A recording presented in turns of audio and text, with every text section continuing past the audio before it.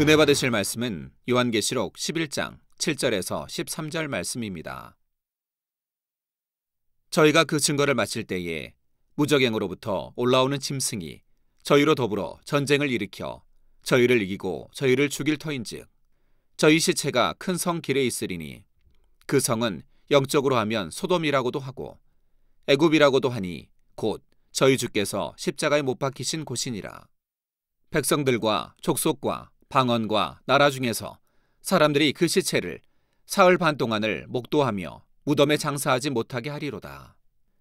이 두 선지자가 땅에 거하는 자들을 괴롭게 한 고로 땅에 거하는 자들이 저희의 죽음을 즐거워하고 기뻐하여 서로 예물을 보내리라 하더라. 3일 반 후에 하나님께로부터 생기가 저희 속에 들어가매 저희가 발로 일어서니 구경하는 자들이 크게 두려워하더라. 하늘로부터 큰 음성이 있어 이리로 올라오라 함을 저희가 듣고 구름을 타고 하늘로 올라가니 저희 원수들도 구경하더라.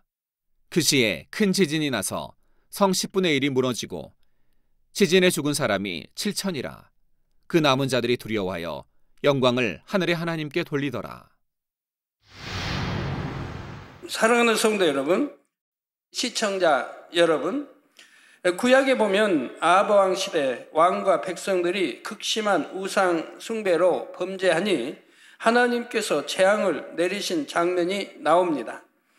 곧 하나님의 사람 엘리야가 예언하자 3년 반 동안 하늘 문이 닫히고 비가 오지 않았던 것이지요. 온 나라에 이렇게 큰 재앙이 임했으니 이제 왕이 자신의 잘못을 회개했을까요? 아닙니다. 왕은 오히려 재앙을 선포한 엘리야를 미워하여 죽이려고 하지요. 그렇게 악에 악을 쌓아가다가 결국 엘리야의 예언대로 전쟁터에서 비참한 죽음을 당합니다.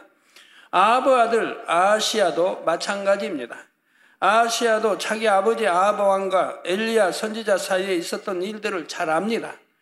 그런데도 하나님을 두려워하지 않고 계속 악을 쌓다가 난간에서 떨어져 병이 들고 말았지요. 엘리야는 아하시야가 그 병으로 인해 낫지 못하고 죽게 된다고 예언합니다. 아하시야는 이 말을 듣고도 돌이키지 않고 오히려 엘리야를 잡아오라고 명령합니다. 엘리야 때문에 병이 난 것도 아닌데 엘리야에게 화풀이를 하는 것입니다. 왕의 명령을 받은 50부장은 군대를 이끌고 산 꼭대기에 있는 엘리야를 잡으러 갔습니다. 그런데 열왕기하 1장 10절에 보면 엘리야가 50부장에게 대답하여 가로되 내가 만일 하나님의 사람이면 불이 하늘에서 내려와서 너와 너희 50인을 살을지로다 하매 불이 곧 하늘에서 내려와서 저와 그 50인을 살랐더라 했지요.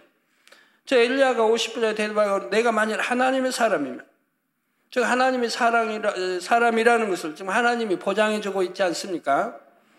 제가 해외 성회나 또 뭐 이스라엘도 그렇고 성회 가면 단에서 꼭 그런 말을 첫날은 합니다. 제가 지금까지 증거한 이 말씀이 하나님 주신 하나님의 말씀이라고 하면 오늘 여러분들은 큰 기사와 표적과 권능을 보시게 될 겁니다. 그러나 내가 전한 말씀이 하나님이 주신 하나님의 말씀이 아니라고 한다면 아무런 역사도 일어나지 않을 것입니다라고 제가 단에서 선포를 하죠. 수십만 앞에서 이렇게 선포를 합니다. 그리고 환자기도에 들어가죠. 그럴 때 하나님께서 얼마나 놀랍게 보장해 주십니까? 큰 권능으로 꼭 보장해 주시는 것을 여러분들도 보아오셨습니다. 즉 제가 선포한 것이 하나님이 주신 하나님의 말씀이기 때문에 그대로 하나님이 보장해 주시는 거죠. 만약에 그게 아니라고 한다면 하나님이 보장해 주시지 않으면 저는 제 말이 거짓말이 돼버리고 헛말이 돼버리고 이렇게 되는 것이죠. 엘리야의 말대로 50부장과 군사들이 모두 죽고 만 것입니다. 이렇게 놀라운 일을 당하고도 여전히 왕은 두려워하지를 않습니다. 다시 엘리야를 잡기 위해 50인을 보냈고 이때도 똑같은 일이 일어나지요. 그러자 왕은 또다시 50인을 보냈고요. 이처럼 악한 사람들은 너무나 큰 하나님의 역사를 보면서도 오히려 더 악을 바랄 때가 있습니다. 자기 악으로 인해 자초한 재앙을 남의 탓으로 돌리는 경우도 있고요. 오늘 본문에 나오는 두 증인도 악인들로 인해 비슷한 상황을 겪게 됩니다. 두 증인도 엘리야가 행했던 것처럼 하늘 문을 닫아 비가 오지 않게도 하고 불의 심판을 내리게도 합니다. 사람으로서는 도무지 할 수 없는 일을 행하며 회개하라 선포하는 것입니다. 이때 그나마 마음에 선이 있는 사람들은 이를 보고 회개하여 주님을 영접하지요. 그러나 적그리스도와 악한 사람들은 이것을 보고 오히려 더욱 악을 바랍니다. 두 증인의 권능이 크면 클수록 더욱 위협을 느끼며 그들을 미워하지요. 자신들이 권세 잡고 있는 사회를 어지럽히며 혼란케 하는 세력으로 생각하기 때문입니다. 그래서 어찌하든 두 증인을 죽이려고 기회를 엿보게 되죠. 우리 주님도 권능을 그렇게 행해 나가시니까 얼마나 시기 질투하고 대제사장을 비롯하여 제사장, 서기관, 바리새인들이 죽이려고 합니까? 근데 우리 주님이 이제 죽은 자, 나사로가 죽은 지 나흘이 되어 장사됐는데 이미 나흘이라고 하면 몸이 썩습니다. 냄새가 나죠. 이런 나사로를 살려냅니다. 그 소문이 널리 퍼집니다. 예루살렘의 대제사장도 제사장들도 들었습니다. 그 사실을 정을 통해 하인을 통해서 확인시켜 갑니다. 그런 게 소문이 있는데 사실인가 알아보고 오라. 알아보고 오니까 사실이라고 대답합니다. 그런 일이 있었고 사실이라고. 그러면 어찌해야 되겠습니까? 오히려 그러면 저분이 바로 그 예수란 분이 하늘로부터 온 하나님의 사람이구나 라고 인정해야 되지 않겠습니까?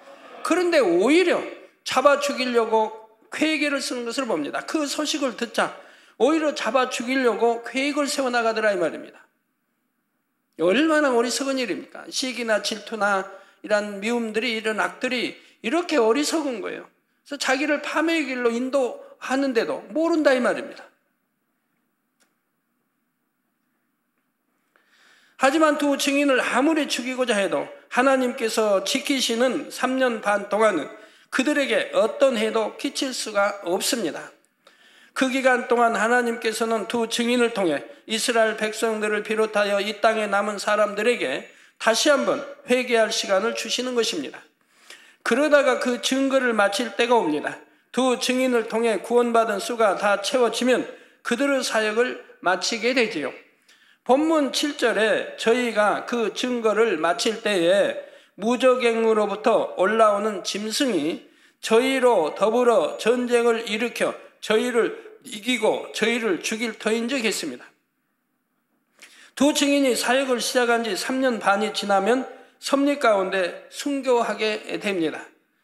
예수님께서 사역하실 때도 그러했지요. 반대하는 자들은 어찌하든 예수님을 죽이려 했으나 때가 이르기까지는 손도 대지 못했지요. 그러나 때가 차서 하나님께서 허락하시니 유대인들이 예수님을 잡아 십자가에 못 박을 수가 있었습니다.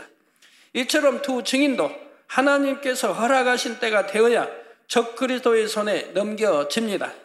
그 상황을 전쟁이라고 표현할 정도로 엄청난 핍박이 가해지지요. 두 증인을 돕거나 비유하는 사람들까지 색출하여 진멸하고자 합니다. 사회적으로 심히 위협적인 존재들이므로 두 증인에 의한 영향력을 완전히 제거하려 하지요.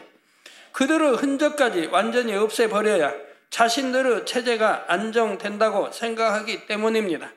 그러면 두 증인은 어떻게 순교하게 될까요? 적그리스도는 두 증인을 너무나 미워했기 때문에 죽여도 쉽게 죽이지 않습니다. 성경에는 구체적으로 나오지 않았지만 하나님께서 그 상황을 영감 중에 알려주셨지요. 이들이 순교할 때 받는 고통을 알게 되면 그 중심이 얼마나 대단한지 알 수 있다 하셨습니다. 적그리스도는 두 증인을 같이 묶어서 독가스로 고문하다가 죽입니다. 이 독가스는 전쟁을 위해 개발한 무기 중에 하나이지요. 단 몇 분 안에 많은 인명을 학살할 수 있는 너무나 위협적인 무기입니다. 그러나 고문할 때는 가스의 농도를 조절하여 죽지 않고 극심한 고통만 받게 할 수 있지요. 그 고통을 조금이나마 이해할 수 있도록 비유를 들어보겠습니다. 예전에 데모가 한창일 때 체륙한 가스를 경험해 보신 분들이 있을 것입니다. 사람을 다치거나 죽게 하는 것은 아니지만 순간적으로 큰 고통을 주지요. 이 가스를 조금만 맡아도 심한 기침과 함께 눈물, 콧물을 흘리고 구토까지 하는 사람도 있습니다. 여러분들 체험해 보신 분들 많이 계시겠죠? 저희도 개척한 82년도 해서 83년도 등 신방만 다니면 이 가스를 맡아야 돼요. 봉고차 타고 이렇게 신방 다니면 체류탄은 항상 노량진 쪽 거기 중앙대학 또 이쪽에 상도동 쪽에 이것도 대학 있지 않습니까? 그런데 신방 다니다 보면 늘 데모가 있으니까 늘 이 체류가스를 던지는 거예요. 그럼 봉고차 안으로도 들어오죠. 참 다행히 그래도 저는 눈물 콧물은 흘려보지 않았습니다만 옆에 탄 우리 신방하러 같이 탄 사람들은 눈물 콧물 흘리고 기침 꽤 심하게 하더라고요. 굉장히 힘드나 봐요. 차 안에 있어도. 또 군대에서도 화생방 훈련이라고 해서 순간적으로 가스에 노출시키는 훈련을 하지요. 그것을 경험해 본 사람들은 그 고통을 마치 죽을 것 같다고 표현하며 진저리를 치는 것을 볼 수가 있습니다. 그러나 실제로 고문할 때 쓰는 가스는 이와는 비교도 할 수 없지요. 가스의 농도를 강하게 할 때 뼈와 근육이 뒤틀리고 오장육부가 터지는 듯한 상상할 수 없는 고통까지 줄 수가 있습니다. 적그리스도는 이처럼 두 증인에게 최대로 모진 고통을 주면서 그 고통받는 모습을 보며 즐거워하지요. 독가스에도 여러 종류가 있어서 어떤 가스는 피부에 수포가 생기고 참혹한 상처가 나기도 합니다. 눈이 멀거나 폐에서 피를 토하기도 하지요. 두 증인에게 사용하는 것은 내부적으로 신경이나 근육 등에 작용하는 가스입니다.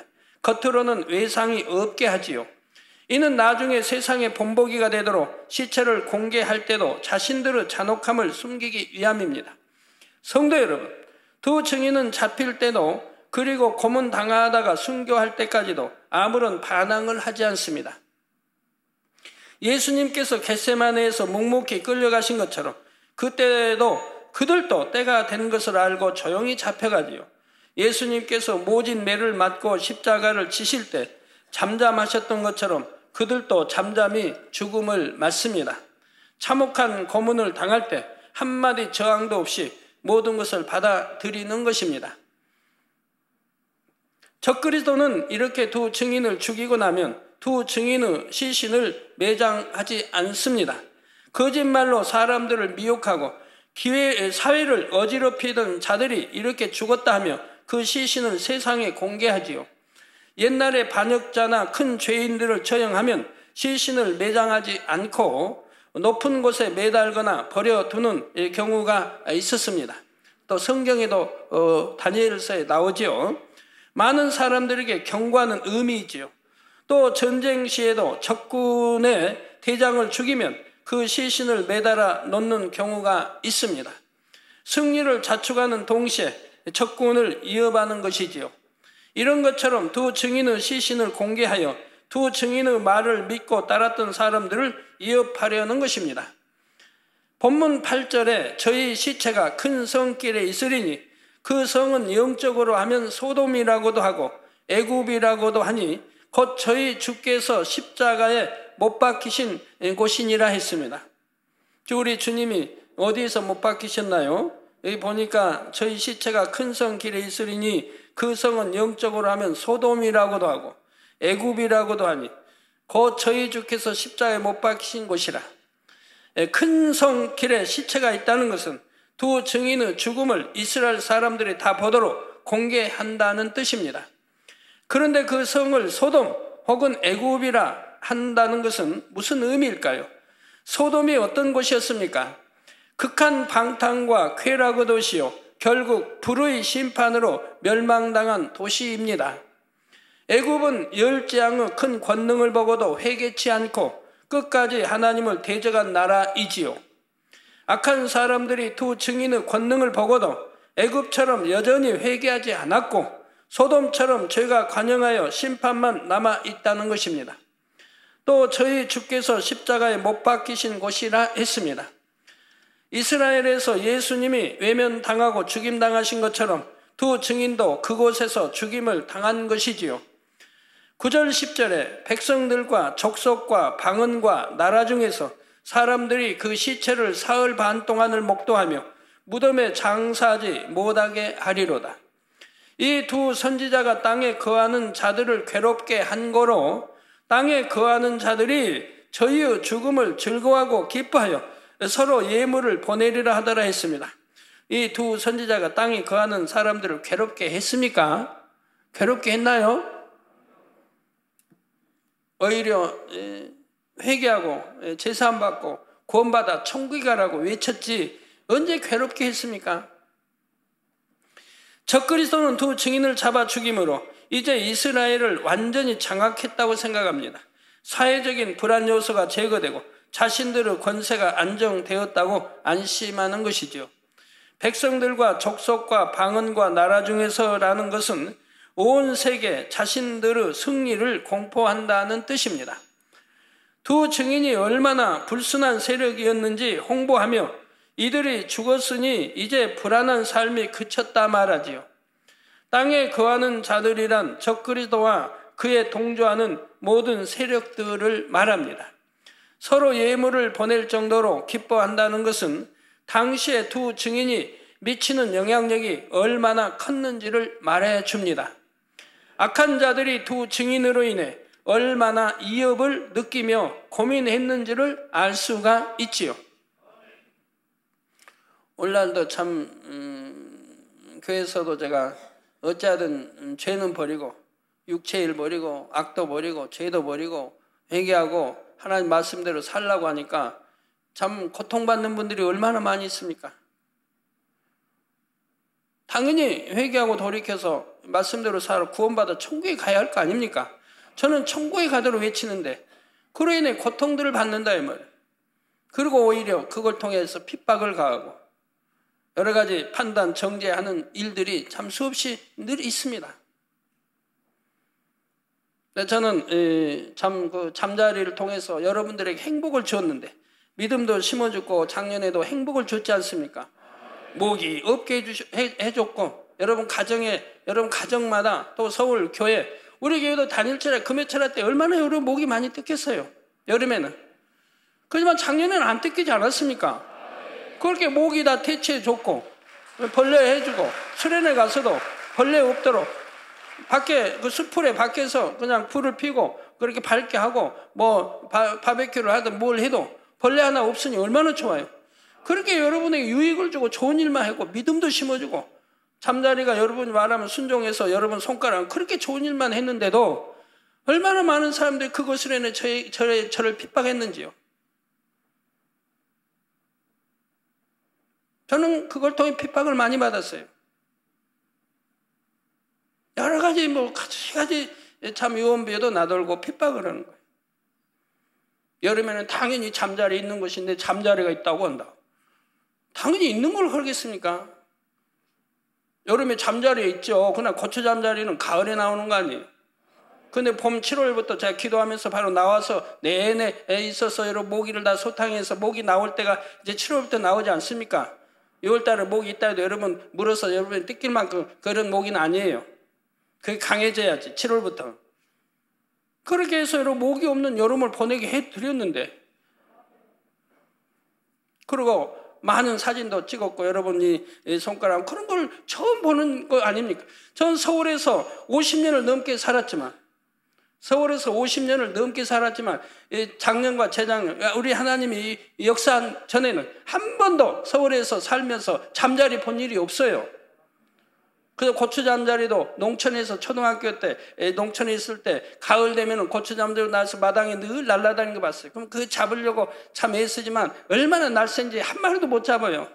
굉장히 낮게 떠서 잡힐 것 같은데 잠자리 잡는 채로 이렇게 한번 해도 안 잡혀요. 굉장히 동작이 빨라요. 그러니까 늘 초등학교 때 가을에 보았던 것인데 그래서 항상 진실만 말하고 여러분들이 다 체험한 바고 만진 바가 되고 이렇게 다 했는데도 그런데도 그걸 가지고 핍박을 이렇게 한다 이 말입니다. 어떤 때는 나 편하려면 기사도 표적도 안 베풀면 내가 편할 텐데, 권능은 여러분 치료해드려야 하니까, 치료받아야 되니까 하지만 기사표적 내가 안 베풀면 핍박 그만큼 줄어들 텐데, 이런 생각도 하죠. 그런다고 안 베풉니까? 이걸 통해서 여러분이 믿음이 성장하고 영혼이 잘 되고 또 육적으로도 유익되고, 그리고 천국 소망도 더해지고 하나님께 영광을 또 돌리는 일들이 얼마나 많이 있습니까? 핍박을 받는다 해도 저는 또 행할 것이고 여전히 행해 나가야 할 것이고요. 금년에 또 동일하게 또 역사되면 그런 핍박들이 많이 또 줄어들겠죠. 바로 약한 자들이 두 증인으로 인해 얼마나 위협을 느끼며 고민했는지를 알 수가 있습니다. 말씀대로 안 사니까 그러죠. 하나님을 알리니까, 권능을 행하며 알리니까 이제 두려운 거죠. 저도 여러분 말씀대로 살라니까 말씀대로 못 사는 사람들이 저를 두려워하는 거 아닙니까? 이렇게 미워하던 두 증인의 죽음을 자축하고 있는데 또다시 너무나 놀라운 일이 일어납니다. 본문 11절에 3일 반 후에 하나님께로부터 생기가 저희 속에 들어가매 저희 발로 일어서니 구경하는 자들이 크게 두려워하더라 했지요. 적그리스도는 두 증인을 참혹하게 고문하다가 결국은 확실하게 죽였고 그 시체까지 세상 앞에 공개했습니다. 그런데 3일 반이나 지난 후에 그 시체가 갑자기 살아서 일어난 것입니다. 그리고 12절에 하늘로부터 큰 음성이 있어 이리로 올라오라 함을 저희가 듣고 구름을 타고 하늘로 올라가니 저희 원수들도 구경하더라 했습니다. 우리 주님의 부활 승천하심과 같이 두 증인도 모두가 보는 앞에서 부활하여 하늘로 올라간 것이지요. 이때 살아난 이 시점이 3일 반 후라는 것은 모든 것이 하나님의 섭리임을 다시 한번 확증해 주는 증거입니다.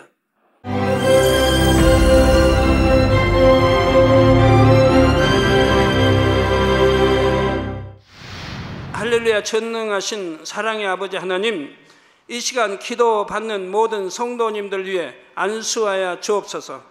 GCN 방송 시청자들이 인터넷과 화상을 통해 기도받는 지교회와 지성전 그리고 전세계 하나님의 자녀들 위에도 시공간을 초월하여 역사하여 주시기를 원합니다. 믿어지는 믿음을 주시고 부정적인 생각과 의심의 세력을 물리쳐 주옵시며 모든 시험 환난도 물리쳐 주옵소서. 머리부터 발끝까지 오장육부 뼈 마디마디 온몸의 신경 조직 세포 등 아픈 곳마다 성령의 불로 태우시고 근본의 빛으로 역사하여 주옵소서. 예수 그리스도의 이름으로 명하노니 원수마귀 사단 모든 질병 균 연약함아 물러가라. 빛이 여임하라. 모든 불치 난치병도 성령의 불로 태워 깨끗하게 역사하여 주옵소서. 말라리아를 비롯한 모든 풍토병도 물리쳐 주옵소서. 감기, 기침, 열, 몸살, 독감 등 각종 유행성 질병도 다 물러가라. 어떠한 유행성 질병 균도 틈타지 않게 지켜 주옵소서.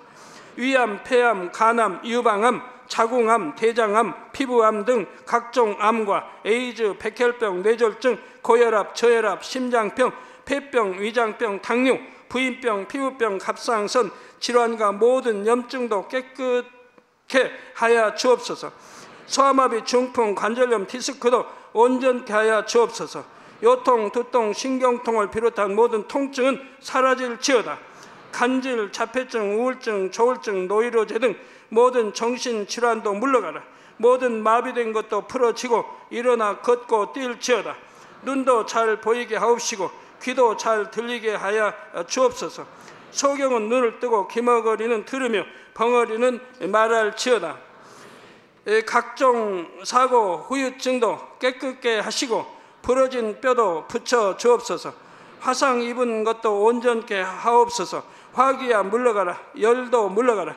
아버지 흉터도 나지 않게 역사해 주시기를 원합니다. 마약을 비롯하여 각종 약물과 독극물 중독도 깨끗함을 입을지어다. 죽은 신경과 세포가 살아나며 죽은 자도 살아나게 하여 주옵소서. 잉태의 축복도 주시기를 원합니다. 잉태 축복을 받으라. 예수 그리스도의 이름으로 명하노니 원수마귀 사단아 하늘 공중 곳에 잡은 악의 영들아 물러가라. 그의 사자들도 물러갈지니라. 이 땅의 악한 영, 더러운 영, 거짓되고 간사한 영, 이간질하고 미혹하는 모든 어둠들은 물러가라. 모든 흉악의 결박을 풀고 어둠아 물러가라. 빛이여 임하라. 아버지 하나님, 부르짖어 기도할 수 있는 능력을 주시고 죄를 버리고 성결될 수 있는 능력을 주옵소서. 영혼이 잘됨같이 범사에 잘되게 하시고 가정의 복음화도 이루어 주시기를 원합니다. 한 주간도 모든 사고와 재앙으로부터 지켜주시고 불통이 없는 형통한 삶을 살 수 있도록 축복해 주옵소서. 성령의 불담으로 천군 천사와 주님의 불꽃 같은 눈동자로 모든 하나님의 자녀들과 가정, 일터, 사업터를 지켜주시기를 원합니다. 학생들에게 지와 명철을 더하시고 공부도 할 수 있는 뜨거운 마음과 열정도 더하여 주옵소서. 마음과 생각을 세상에 빼앗기지 않도록 지키시고 하나님을 뜨겁게 사랑하는 학생들로 축복하여 주옵소서. 하나님의 자녀들이 먹으나 마시나 입으나 무엇을 하든지 하나님 앞에 영광 돌리는 삶이 되게 축복하여 주시기를 원합니다. 나는 하나님을 만났노라, 체험했노라, 응답 받았노라, 축복 받았노라, 간증하는 입술이 되게 역사하여 주옵소서. 아버지 하나님 감사합니다. 홀로 영광 받으옵소서. 우리 주 예수 그리스도의 이름으로 기도하옵나이다. 아멘.